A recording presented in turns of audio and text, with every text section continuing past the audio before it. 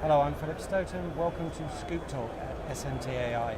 I'm joined by Paul Wood from Metcal. Paul, good to see you. Every show you seem to come out with a new product, constantly innovating. What is it this week? We have an add-on to our existing iron, so anybody that has our original soldering irons can add this, what we call a solder feeder. So it's a motorized control box that sits at the back by the station and has a solder spool, so any different size wire, 0.4, 0.8, 1.2 millimeter. We have a pipe that feeds that wire all the way to the tip of the soldering iron, and the motorized control is programmable, so you can say 0.5 millimeter feed length, how fast, how much back step so you don't get a solder ball on the wire.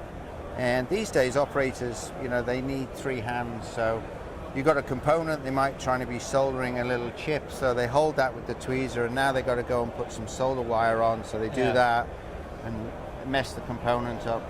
So this way, hold the component, put the tip onto the component, press a foot switch, feeds the solder to the joint, back step so you don't get a ball, and then it's repeatable.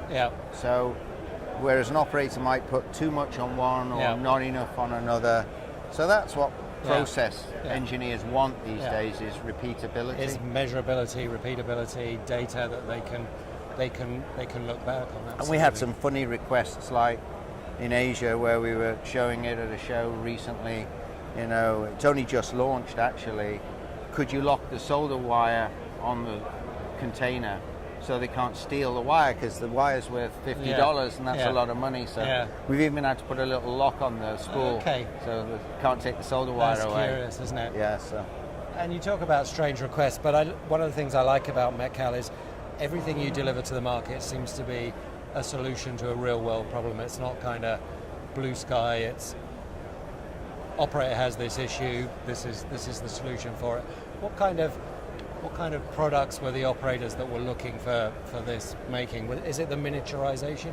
What's driving the development? There's both, but the assembly plants that do connectors, where there's hundreds of wires all put into a connector, and you can't mess that up.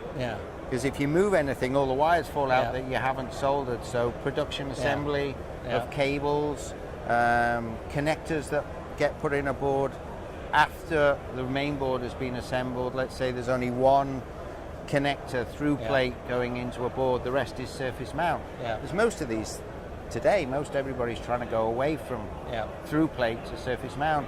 Well, you don't want to put a board through a wave solder machine just for one connector.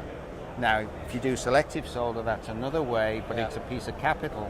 This is a $500, $600, ballpark price that you add to an existing soldering iron. So it's a standard product. It feeds all the different wires. You have different size Teflon pipe that the solder goes through, and even some wires, are like 6-7 mils in thickness. People are asking us, can we feed that? Can you cope that as well? But we went up a little bit in the spec, so most of the people that feed wire is quite happy if you've got a 0.5 millimeter wire. That's common these days. 0.8 is common. And then big connectors, 1 millimeter wire. And lead. And lead free.